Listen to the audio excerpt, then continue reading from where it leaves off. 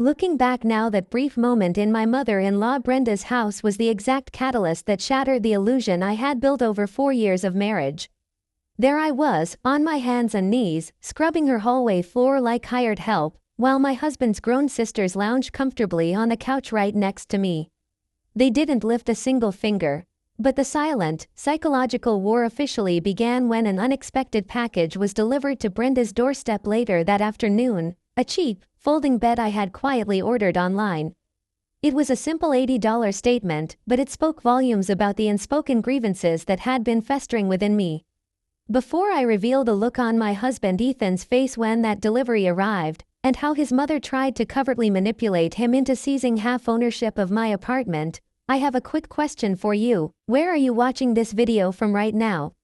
Tell me your city or country down in the comments below. I absolutely love seeing where our incredible community is tuning in from. Now, let's go back to how this toxic dynamic began. I've been married to Ethan for 4 years. He is the youngest child in his family and the only son.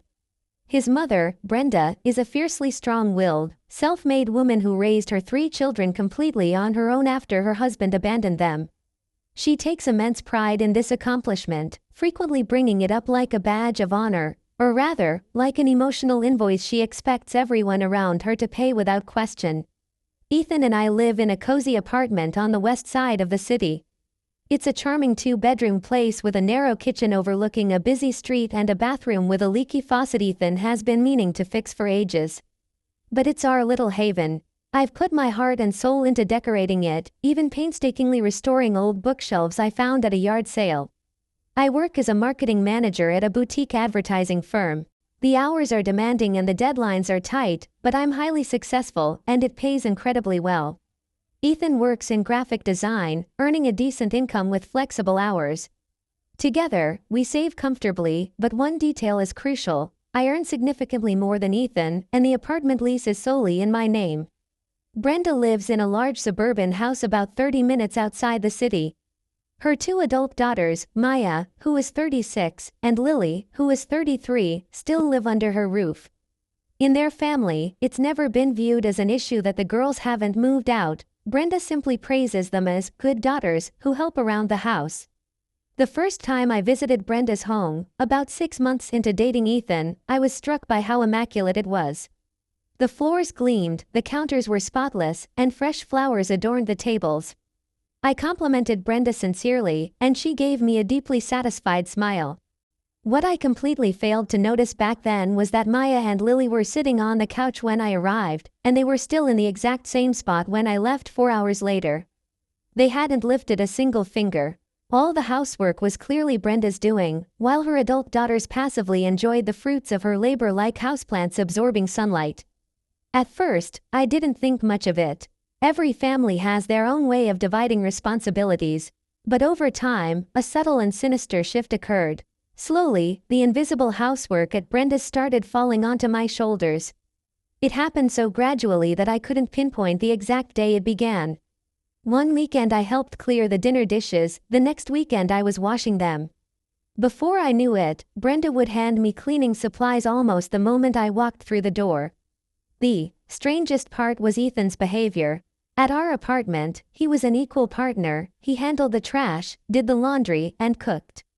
But the moment he stepped into his mother's house, his work ethic completely switched off. He would either disappear into the garage or lounge in the living room chatting with his sisters, while I was constantly on my feet cleaning up after everyone.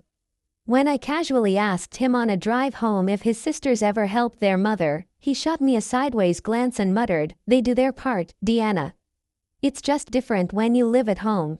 I chose to drop it, telling myself I was being overly sensitive.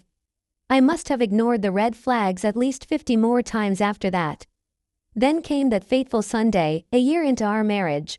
Brenda announced she was doing a massive deep clean before a major family gathering. Through a series of family phone calls, it was somehow decided that Ethan and I would come over to help. I already had plans that day, a hair appointment booked weeks in advance and an important group project call for work, but to keep the peace, I rescheduled everything. When we arrived, Brenda was in the kitchen with her sleeves rolled up, looking determined. Maya was glued to the couch watching a TV show, and Lily was sitting right next to her, casually painting her nails. Within minutes of me setting foot in the house, Brenda handed me a mop and a heavy bucket.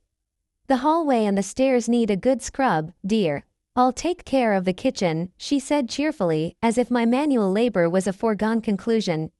I looked at Ethan, desperately hoping he would speak up for me, but he was staring intently at his phone.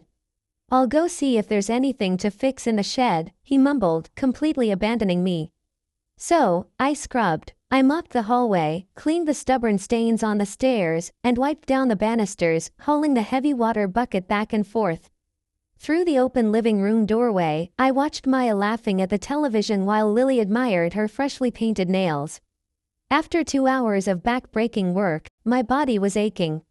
I stood up, completely exhausted, and walked into the kitchen. Ethan had reappeared and was calmly sipping a fresh cup of coffee his mother had brewed for him. "Why am I the only one cleaning when your sisters are just sitting there doing absolutely nothing?" I asked quietly but firmly. Ethan looked at me, glanced nervously toward the living room, and then tapped his temple twice. It was a condescending gesture that felt like a physical slap in the face. "They can't, Deanna, they just did their nails," he whispered, as if I was the one being completely unreasonable. I stared at him in absolute silence. His expression was that of a man trying to manage an inconvenience, completely refusing to acknowledge the blatant unfairness of the situation. I didn't say another word. I went back out, finished the hallway, and immediately formulated a plan. 30 minutes later, as I was putting on my coat to leave, Brenda's phone rang. I was standing close enough to overhear Ethan's sudden, panicked exclamation, "A folding bed." "What folding bed, Mom?" He spun around and stared at me across the hallway, his face a chaotic mix of shock and confusion. The folding bed, a cheap $80 model I had quietly ordered on my phone during a cleaning break, had just been delivered to Brenda's front door right on cue. It was my silent declaration of war. Ethan was dead silent on the drive home, staring blankly out the window. The moment we crossed the threshold of our apartment, he finally exploded. "Why on earth did you send my mother a folding bed?" he demanded, trying to keep his voice level. I calmly hung up my coat. "I thought she might need it," I replied smoothly, "because since I am never cleaning her house again, she's going to need a place to rest while she waits hand and foot on Maya and Lily." Ethan gasped. "That's not funny, Deanna. It wasn't meant to be a joke," I said coldly. He told me his mother was deeply insulted, but I told him he was free to call her and explain the situation himself. For the next week, the tension in our apartment was suffocating. We didn't speak a word about the bed or the cleaning incident. Then, on Thursday evening, Brenda called. Ethan took the call in the kitchen, pulling the door half shut. From the living room, I could easily hear his hushed, defensive responses. "I know, Mom, she was just tired that day, she didn't mean anything by it," he pleaded. After a long pause, he added, "No, Mom, it wasn't an insult. I think she was just trying to be helpful." Hearing him make excuses for me to protect his mother's feelings made my blood boil. When he walked back into the living room looking deeply uncomfortable, he said, "That was my mom. She thinks the bed was a shot at Maya and Lily." "It absolutely was," I stated without a shred of hesitation. Ethan looked pained. "Deanna, she's my mother. Can you please just call her and apologize?" "Absolutely not," I shot back. "She is not my employer, and I have done more than my fair share of unpaid labor for that family."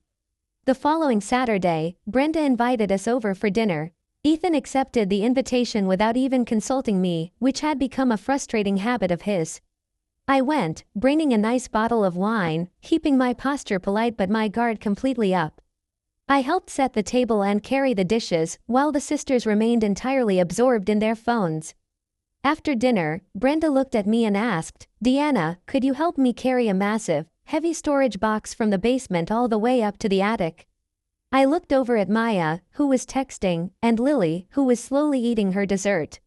Ethan was completely checked out, chatting with his mother about family gossip.